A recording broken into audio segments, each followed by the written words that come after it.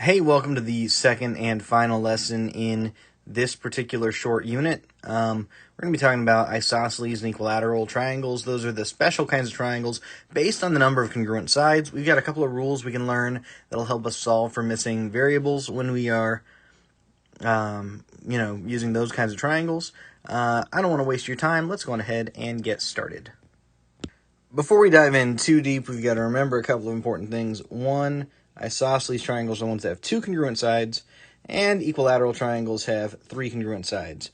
Let's learn the rules about isosceles first.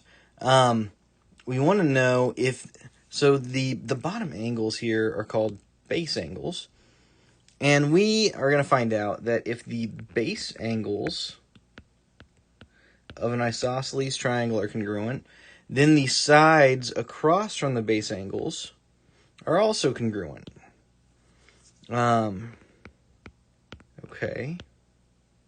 So if the base angles are congruent, the sides across from them are congruent.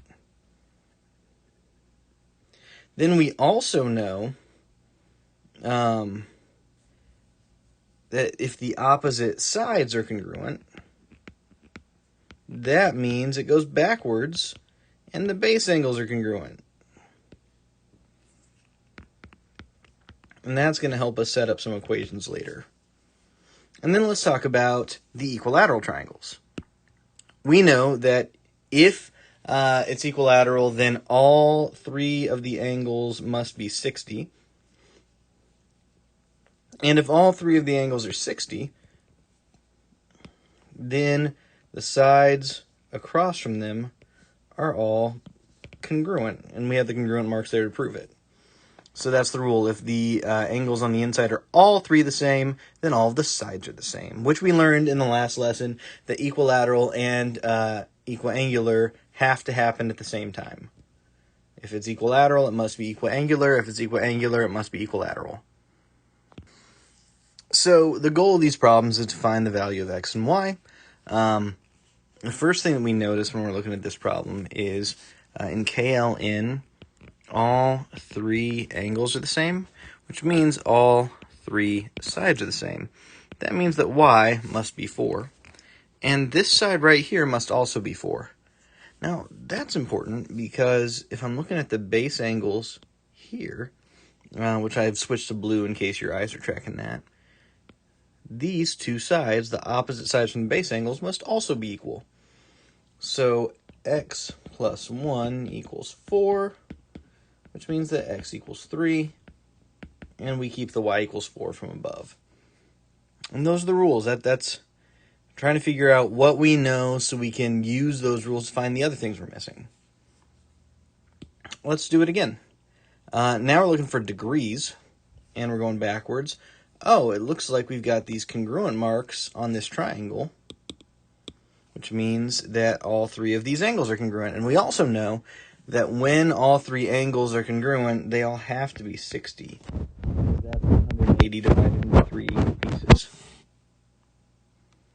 Okay. So then we also happen to know that, this is a 90-degree angle, and if you use 60 of it, so this piece must be 90 minus 60, which is 30. So right here, this angle is 30.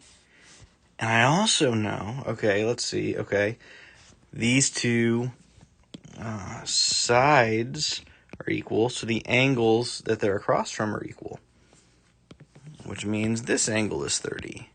That's important because I know two of the angles inside this triangle. And I'm looking at the left triangle now, right? The one on the left. Which means that y plus 30 plus 30 equals 180. 30 plus 30 is 60. Minus 60, y equals 120. And x, we already wrote down earlier, was 60. Back to looking at sides. First thing I want to do, I want to throw out the 16. It's there to distract you. You don't need it. What you do need to know is these two angles are equal, so the sides across from them are equal. That means 5x plus 5 equals 35. We're going to subtract 5. 5x equals 30. Divide by 5. X equals 6. And again, that's it. That's all this kind of problem is asking you to do. And then finally, one that's a little bit harder. But again, if the sides are equal, the angles are equal. X plus 7 equals 55. So we subtract 7 and x equals 48.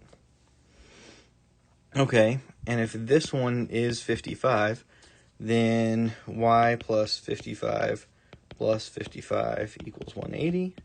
55 plus 55 is 110. And y equals 70. That's it. Those are all the example problems. We have an assignment on Canvas. And of course, as always, if you have questions, you can show up to our Google Meet or you can message me on Canvas. I will see you guys again in a future video. Bye.